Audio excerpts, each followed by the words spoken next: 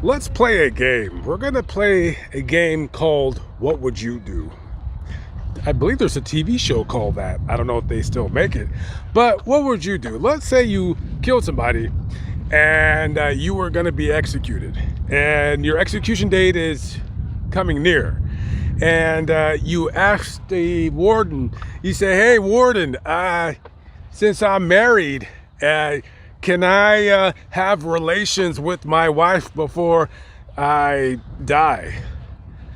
Now, if you were the warden, would you let this guy shack up with his wife for one last time, just for old time's sake? I don't know. Listen to the story and you be the judge. Would you let this guy consummate his marriage by having sex with his wife? I mean, I don't know. He did a very, very bad thing. We're going to go back to September 7th, 1959. We're in Atlanta, California, about 110 miles exactly from where I'm located right now here in North Hollywood. And Atlanta is an up-and-coming desert community. And on this particular day, it's Monday, and the Memorial Day weekend has just passed. And the foreman of the construction area where they're paving new road, he is not having a good day. Number one, it's already 90 degrees and it's not even 8 o'clock in the morning. And number two, about 1/4 of his entire work crew has not shown up to work. It's probably because they have all had way too much to drink over the weekend and some of them just called in sick. So he's not in a good mood. So he's walking, starting up yet another day. He's walking through the load levelers, the bulldozers, the bobcats, and he sees his newly paved road, kind of like this right here. And about 50 yards away, he sees two people just lying there. So he's thinking, okay, these two probably had too much to drink and they're just kind of lying in the road. So he starts walking up to them and he's, starting to talk louder. Hey, you two, he's clapping his hands. Hey, you two, you got to get up. You can't be sleeping here. This is a work site.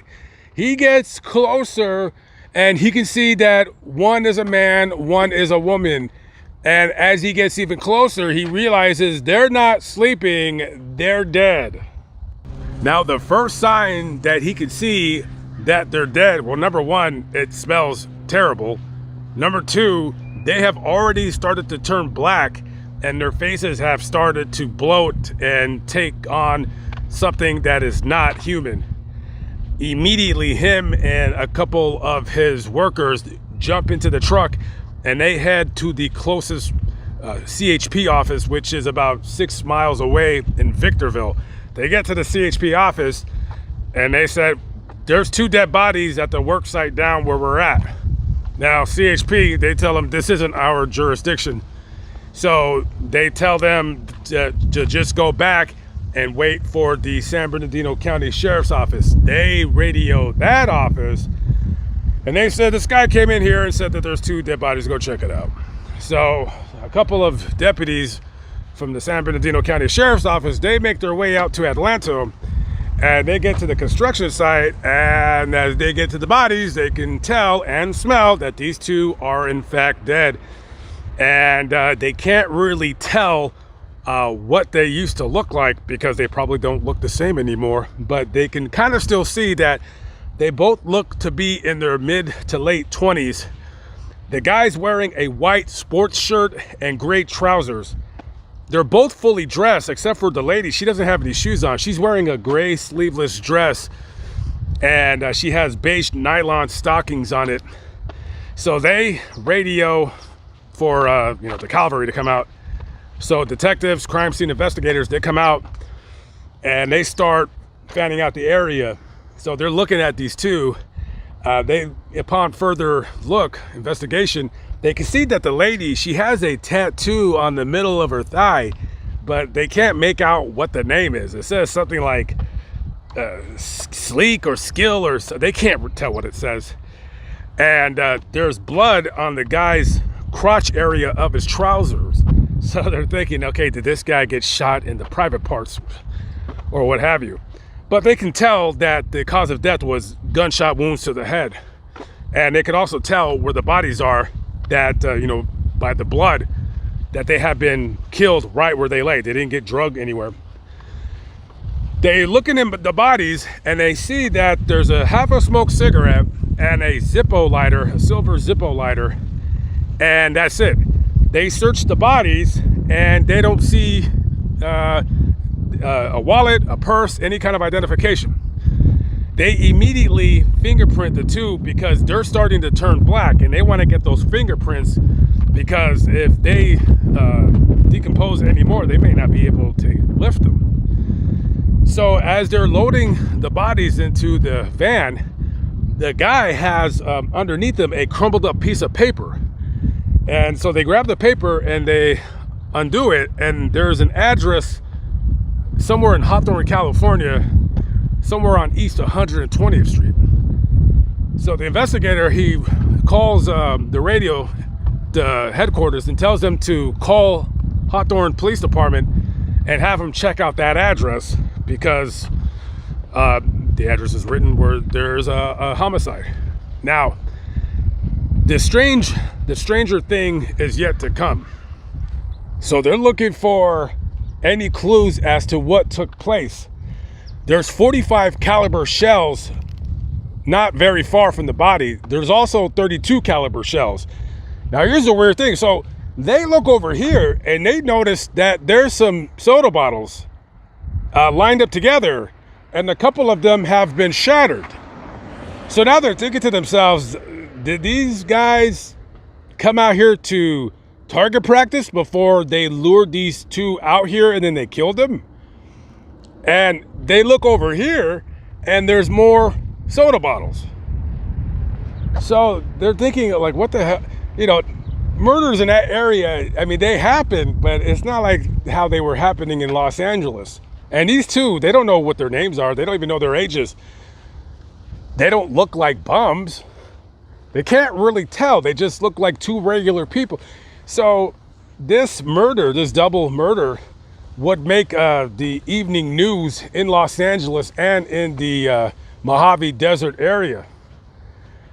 So now they're trying to figure out who these people are. So they take their bodies to the coroner's office for an autopsy, and they notice that the guy is wearing a ring, and upon closer inspection, it says the letters RN, and then on the inside band it says SM 1949. So they're thinking, okay, that would be around the time that he would have graduated high school, because they can tell that he's no older than 30 years of age. So one detective starts calling all of the high schools in the Southern California area that have the letters SM on it. Now they narrowed it down to either San Marino or Santa Monica. While they're doing this, they run their prints, and one of the counselors of San Marino High School calls back, and they're saying that, they're going back in their records, and they said the only person that graduated our school with the letters RN in 1949 is this man, Richard Lee Nowlin. So they said, okay, that's still not a positive identification because we don't know if this is definitely his ring or not. So later on, this, murder, this double murder was on the radio. So this grocer guy, he owns a grocery, he calls the San Bernardino County Sheriff's Office, and he says that plane is very loud.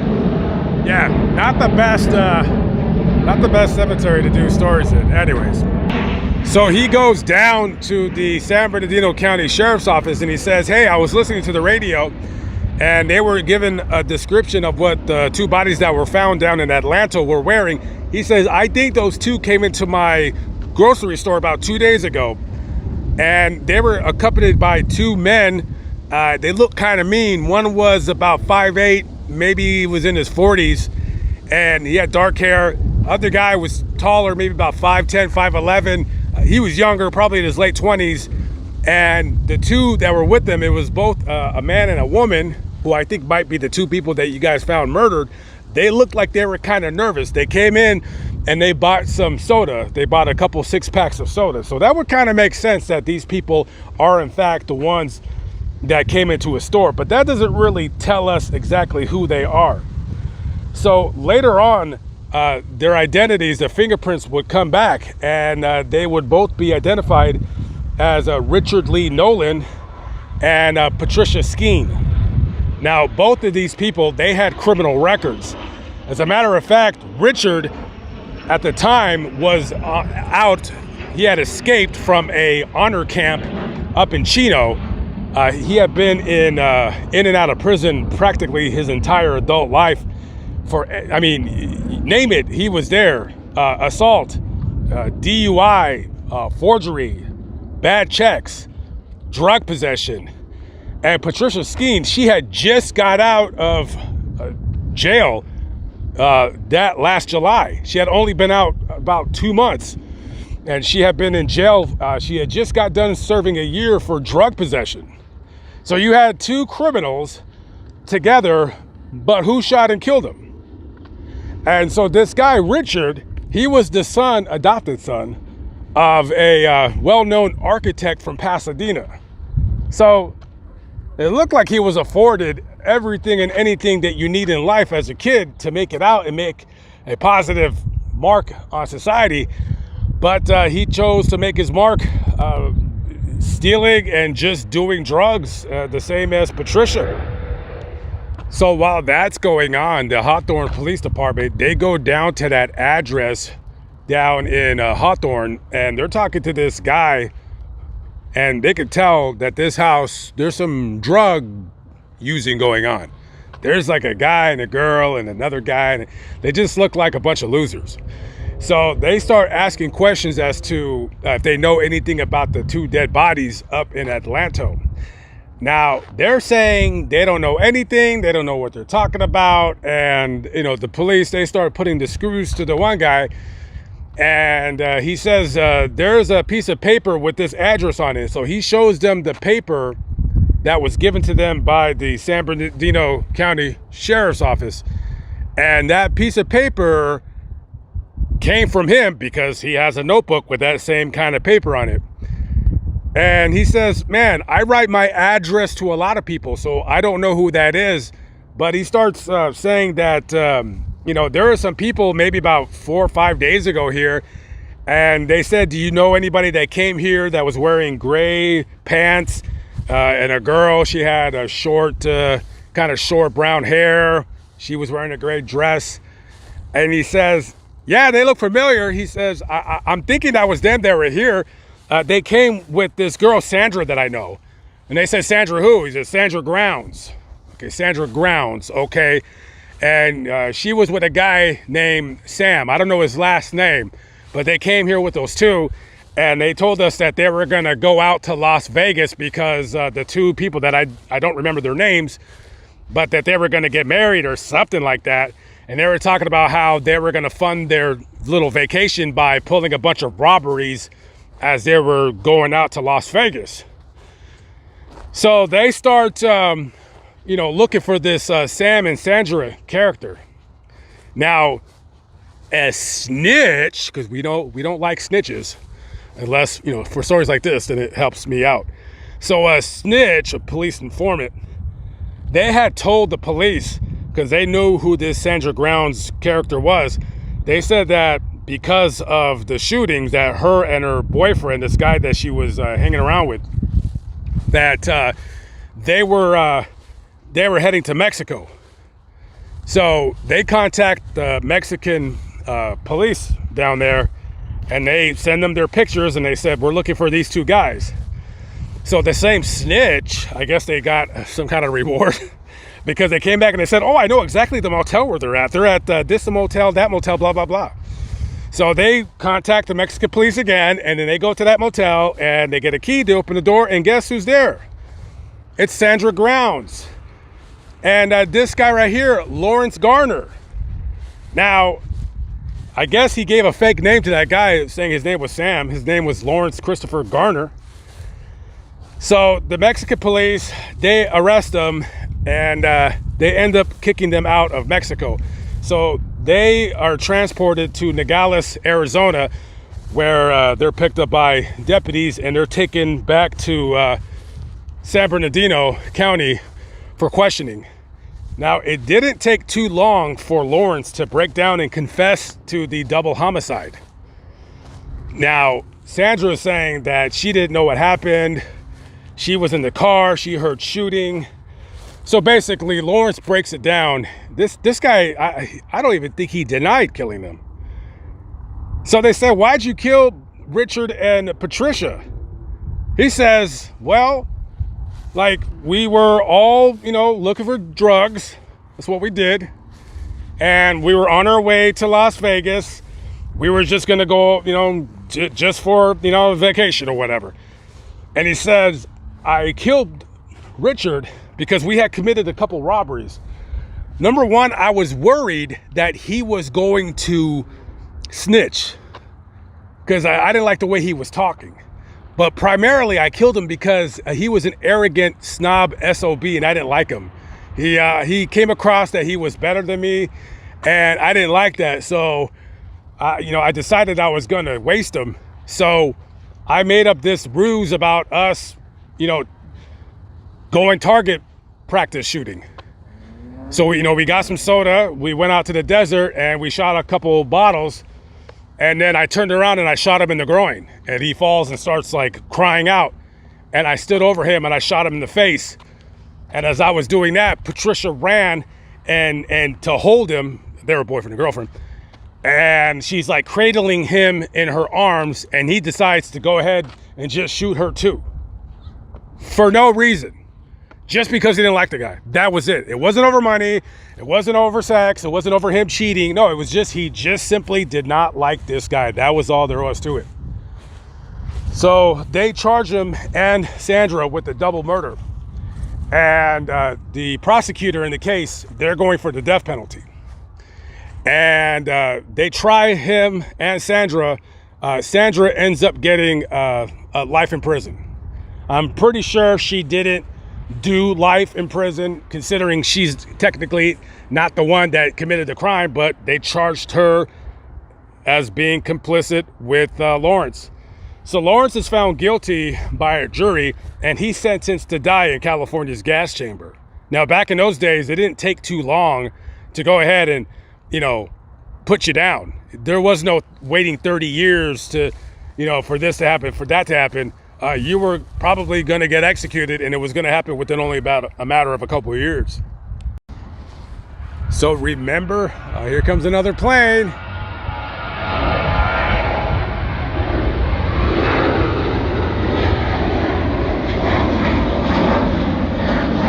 Yeah, I don't like this cemetery. I don't like the cemetery. I don't like the cemetery. I don't like none of these cemeteries in Los Angeles. They're just... Anyways, so remember when I told you in the beginning of the video that if you were a warden, would you let somebody, have sex with their wife if they were, about to be executed? So this guy, Lawrence Christopher Garner, he tells the warden at the prison where he's going to get executed, he says, hey, can I consummate my marriage before his execution? And the warden's like, no, don't be silly. You don't get that over here. That was back in the days when California was a lot tougher on crime than they are now. Now you could just probably do whatever you want. You could even kill your wife while you're having a conjugal visit. We'll do that video later on when I escape the ravages of Los Angeles. So anyway, so the warden says, no, yeah, that we don't do that over here. And he says, man, listen, wasn't there like a couple in New York that they were spies and they were both executed? They were both allowed to have sex before they were executed. Now, I don't know if that's true. I wish I would have known then if that was true, because I did that video a while back. That would have been a really catchy title. I'll have to figure out if that's true or not. I think their last names were the Rosenbergs. I did a video long time ago. So he says, yeah, no, you're not going to have sex with your wife, buddy. You'll have a seat in that gas chamber. And so September 4th, 1962, he didn't get any sex. All he got was some toxic smoke pouring into the gas chamber. And his last words were pretty much, he said, you know, listen, I pretty much have already said what I needed to say. You didn't let me have sex with my wife. Well, he didn't say that part. I'm sure that's what he was thinking. And you know what I mean? So no sex for Lawrence Christopher Garner. He went straight to the gas chamber. And well, you know, listen, buddy, let me tell you something. I don't know if you can hear me wherever you're at, but you know, if you don't kill people, if you don't kill anybody and you don't commit any crimes, you can pretty much have sex with your girlfriend or your wife whenever you want, right? So it doesn't make any sense. It doesn't make any sense at all. Patricia does not have a headstone. She's buried right here where I'm standing. I do not know why there was no headstone placed in her name for her, but nonetheless, here she is. Just a young lady that was brutally murdered and was not given an opportunity to right the ship. So rest in peace to Patricia Skeen and the rest here at the Valhalla Cemetery. Okay, guys, I am out of here. I'll see you in the next video. Peace out.